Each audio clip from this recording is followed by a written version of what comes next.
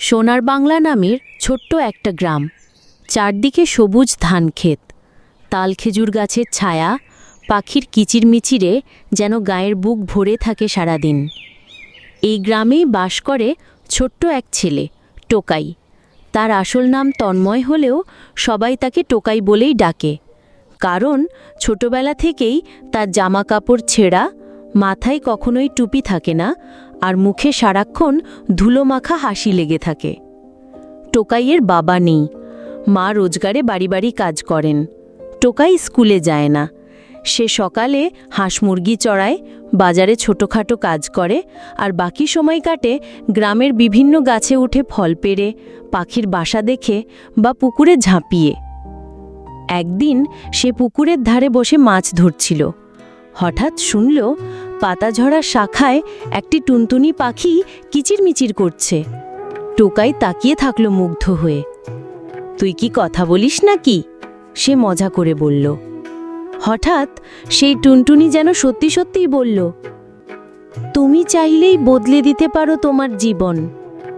টোকাই প্রথমে ভয় পেল, তারপর ভাবল হয়তো গরমে মাথা গরম হয়ে গেছে। কিন্তু পরদিন আবার টুনটুনির কণ্ঠে কথা শুনে সে হতবাক হয়ে গেল। টুনটুনি বলল, আমি জাদুর পাখি নই, আমি তোমার মনে আলো জ্বালাতে এসেছি। তোমার মধ্যে রয়েছে অগণিত সম্ভাবনা। তুমি যদি চাও তুমি স্কুলে যেতে পারো, বড় হতে পারো। টোকাই বলল, আমার কাছে খাতা কলম নেই, জুতো নেই, স্কুলের ফি দেওয়ার টাকা নেই, আমি কিভাবে যাব? টুনটুনি বলল, শুরু করো চেষ্টা দিয়ে। সকালবেলা স্কুলের কাছে গিয়ে দাঁড়াও, দেখো কেউ সাহায্য করে কিনা।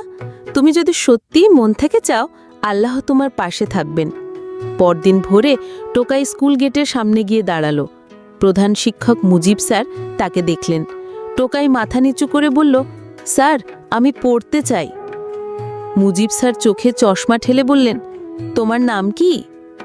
তন্ময়, মানে সবাই টোকাই বলে ডাকে।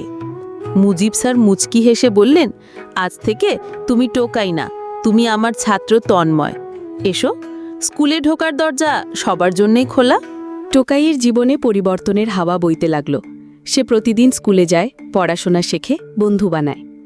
মাঝে মাঝে খালি পায়ে হাঁটে, কখনো খালি হাতে আসে, কিন্তু মন কখনো খালি থাকে না। টুনটুনি প্রতিদিন গাছের ডালে বসে তার পড়া শোনে। সে বোঝে সত্যিকারের জাদু হলো শিক্ষা।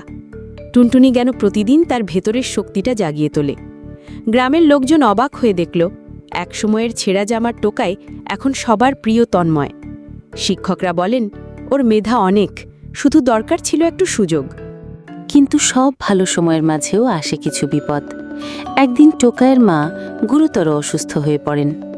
ডাক্তার বললেন চিকিৎসার জন্য শহরে নিতে হবে। টাকা নেই, খাবার নেই, কি করবে টোকাই? সে স্কুলে জানায়, সবাই মিলে চাঁদা তুলে কিছু টাকা দেয়, কিন্তু প্রয়োজনের তুলনায় তা খুবই কম। টোকাই নিজের বই খাতা বিক্রি করার সিদ্ধান্ত নেয়। এই খবর ছড়িয়ে পড়ে গ্রামে। মুজিব স্যার বললেন, তুমি বই বিক্রি করবে না তন্ময়, আমরা সবাই আছি তোমার পাশে। গ্রামের এক বিত্তবান কৃষক এসে বললেন, তোর মায়ের চিকিৎসার দায়িত্ব আমার, কিন্তু তুই একটা কথা দে, তুই বড় হয়ে এই গ্রামের আরেকজন টোকার জীবন বদলে দিবি। টোকাই কেঁদে ফেলল। সে মাথা নিচু করে বলল, আমি কথা দিচ্ছি চাচা। তন্ময় এখন স্কুলের সেরা ছাত্র, পুরস্কার পায়, কবিতা লেখে, গান গায়। তার জীবনের গল্প এখন ছড়িয়ে পড়েছে আশপাশের গ্রামেও। কেউ বলে এই ছেলে একদিন অনেক বড় হবে, কেউ বলে ওর মধ্যে আল্লাহর দয়া আছে। কিন্তু সে কখনো টুনটুনিকে ভোলে না। প্রতিদিন স্কুল থেকে ফিরে এসে গাছের নিচে বসে বলে, ধন্যবাদ বন্ধু, তুমি না থাকলে আমি কখনো আলোর পথ দেখতে পেতাম না। একদিন টুনটুনি বলল, আমার কাজ শেষ, এখন তুমি আরেকজনের টুনটুনি হয়ে ওঠো। তন্ময় বিস্ময় নিয়ে জিজ্ঞেস করল, মানে? টুনটুনি বলল, এই পৃথিবীতে অনেক টোকাই আছে যাদের কেউ দেখে না, কেউ ডাকে না। তুমি তাদের ডাক দাও, তুমি তাদের জন্য আলো হয়ে ওঠো। অনেক বছর কেটে গেছে। তন্ময় এখন একজন তরুণ শিক্ষক। সে সোনার বাংলা স্কুলে পড়ায়।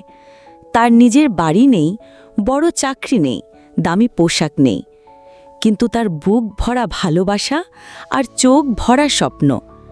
সে এখন নতুনদের গল্প শোনায়।